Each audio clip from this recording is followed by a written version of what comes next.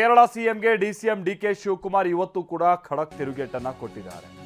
ವಿಷಯ ಅಂತಂದ್ರೆ ಕೋಗಿಲು ಮನೆ ತೆರವು ವಿಚಾರವಾಗಿ ಮೇಲಿನ ಮೇಲೆ ಕೇರಳ ಸರ್ಕಾರ ಮೂಗ್ ತೂರಿಸಿದಂಥ ರೀತಿ ಅಲ್ಲಿನ LDF ನಾಯಕರುಗಳೆಲ್ಲ ಬರೋದು, ಒಂದು ಟೀಮ್ ಮಾಡ್ಕೊಳ್ಳೋದು, ಇಲ್ಲಿಗೆ ಸಂಬಂಧಪಟ್ಟಂಗೆ ಸ್ಟೇಟ್ಮೆಂಟ್ ಕೊಡೋದು. ಭೂಗಳ್ಳರಿಗೆ ಅವಕಾಶ ಕೊಡೋಕೆ ಸಾಧ್ಯ ಇಲ್ಲ. ಸಿಕ್ಕವರು ಇಲ್ಲಿಗೆ ಬರೋಕ್ಕಾಗಲ್ಲ. ಕೇರಳ ಸಿಎಂ ಪಾಲಿಟಿಕ್ಸ್ ಮಾಡ್ತಾ ಇದ್ದಾರೆ. ಕೆಲವರು ದುಡ್ಡು ತಗೊಂಡು ಮನೆ ಕಟ್ಟಿಸ್ತಾ ಇದ್ದಾರೆ. ದುಡ್ಡು ತಗೊಂಡವರ ಮೇಲೆ ಕ್ರಮ ತೆಗೆದುಕೊಳ್ತೀವಿ ಅಂತಾನು ಡಿಕೆ ಶಿವಕುಮಾರ್ ಹೇಳಿದ್ದಾರೆ. ಲೀಚೆಟ್ ಪಿಟ್ಟು ಗುಂಡಿ ಕಸದ ಗುಂಡಿ ಎಲ್ಲ ಇತ್ತು, ಅದ್ರ ಮೇಲೆಲ್ಲ ಕಟ್ಕೊಂಡಿದ್ದಾರೆ. ಇದು ಕೆಲವರೆಲ್ಲ ರಾಜಕೀಯ ಬೆರೆಸ್ತಾ ಇದ್ದಾರೆ. ಇದಕ್ಕೆ ರಾಜಕೀಯ ಎಲ್ಲ ಬೆರೆಸ್ತಾ ಇದ್ದಾರೆ. ಕೇರಳ ಸಿಎಂ ಆದಿಯಾಗಿ ಕೆಲವರು ಕಮ್ಯುನಿಸ್ಟ್ ಅವರು ಪಾಪ ಎಲೆಕ್ಷನ್ ಸೋತೋಗ್ಬಿಡ್ತಾ ಇದೀವಿ ಅನ್ನೋ ಒಂದು ಭಯದಿಂದ ಮೈನಾರಿಟೀಸ್ಗೆ ಸಿಂಪತಿ ತೋರಿಸ್ಲಿಕ್ಕೆ ಹೇಳ್ತಾ ಇದ್ದಾರೆ.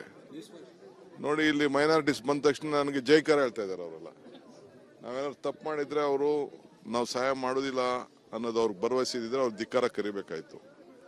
ಅವರೆಲ್ಲ ಜೈಕಾರ ಹೇಳ್ತಾ ಇದ್ದಾರೆ. ನಾವು ಅವ್ರಿಗೂ ಕೂಡ ಯಾರು ಇದಕ್ಕೆ ಇದ್ದಾರೆ, ಯಾರು ಮನೆಗಿಲ್ಲ, ಅದನ್ನೆಲ್ಲ ಪರಿಶೀಲನೆ ಮಾಡ್ತೀವಿ. ಇಲ್ಲಿ ಕೆಲವರೆಲ್ಲ ದುಡ್ಡು ಕಾಸು ಇಸ್ಕೊಂಡು ಕೂಡ ಇಲ್ಲೆಲ್ಲ ಇಲ್ಲಿಗಲ್ ಆಗಿ ಕಟ್ಕೊಳ್ಳಿಕ್ಕೆ ಅವಕಾಶ ಮಾಡಿಕೊಟ್ಟಿದ್ದಾರೆ. ಈಗ ಚೀಫ್ ಮಿನಿಸ್ಟ್ರು ನಮ್ಮನ್ನೆಲ್ಲ ಕರೆದಿದ್ದಾರೆ ಮೀಟಿಂಗ್ಗೆ. ನಾನೇ ಕಣ್ಣಲ್ಲಿ ನೋಡ್ಬೇಕು, ಯಾಕೆಂದ್ರೆ ಸೀಯಿಂಗ್ ಇಸ್ ಬಿಲೀವಿಂಗ್. ಕಣ್ಣಲ್ಲಿ ನೋಡಿದಾಗ ಮಾತ್ರ ನಮಗೆ ಕೆಲವು ವಿಚಾರಗಳು ಗೊತ್ತಾಗ್ತದೆ. ಆ ದೃಷ್ಟಿಯಿಂದ ನಾನೇ ಏರ್ಪೋರ್ಟ್ ಇಂದ ನೇರವಾಗಿ ಇಲ್ಲಿಗೆ ಬಂದಿದ್ದೀನಿ. 1.5 ಲಕ್ಷ 2 ಲಕ್ಷ ಕೊಟ್ಬಿಟ್ಟು ಮತ್ತೆ ಉಸುಲು ಮಾಡಿದ್ದಾರೆ ಅಂತ, ಅದಕ್ಕೆಲ್ಲ ಅವ್ರ ಹೆಸರುಗಳೆಲ್ಲ ದಾಖಲೆಗಳೆಲ್ಲ ನಾವು ತೆಗೆದುಕೊಳ್ತೀವಿ. ಈ ರೀತಿ ಲ್ಯಾಂಡ್ ಗ್ರಾಬರ್ಸ್ಗೆಲ್ಲ ಬೆಂಗಳೂರಲ್ಲಿ ಅವಕಾಶ ಕೊಡೋಕ್ಕಾಗಲ್ಲ. ಬೆಂಗಳೂರು ನಗರದ ಸ್ವಚ್ಛತೆನ ನಾವು ಕಾಪಾಡಬೇಕು, ಕಾನೂನು ಕಾಪಾಡಬೇಕು. ಯಾರು ಬಂದವನ್ನೆಲ್ಲ ಇಲ್ಲಿಗೆಲ್ಲ ನಾವೆಲ್ಲ ಆ ಥರ ಎಲ್ಲ ಹಾಕಕ್ಕೆ ಬಿಡೋಕ್ಕಾಗಲ್ಲ. ಪ್ರತಿಯೊಂದಕ್ಕೂ ದಾಖಲೆ ಇರಬೇಕು, ಯಾವ ಮುಜುಗರನೂ ಇಲ್ಲ. ಇದು ಅವ್ರ ಕಾರ್ಪೊರೇಷನ್ ಅವರು, ಸಾಲಿಡ್ ವೇಸ್ಟ್ ಮ್ಯಾನೇಜ್ಮೆಂಟ್ ಅವರು ಒಂದು ಅದಕ್ಕೆ ಆದಂಥ ಇಲಾಖೆ ಇಟ್ಟಿದ್ದೀವಿ. ಅದಕ್ಕೆ ಅವರು ಇಲ್ಲಿ ಅದನ್ನ ರಕ್ಷಣೆ ಮಾಡೋಕ್ಕೆ ಅರ್ಧ ಕಾಂಪೌಂಡ್ ಆಗಲೇ ಹಾಕಿದ್ದಾರೆ. ಇನ್ನು ಅರ್ಧ ಹಾಕಬೇಕಾಗಿತ್ತು. ಅಷ್ಟರೊಳಗೆ ಬಂದು ಅದನ್ನ ಅವ್ರಿಗೆಲ್ಲ ತಿಳಿಸೇ ಕೆಲಸ ಮಾಡಿದ್ದಾರೆ.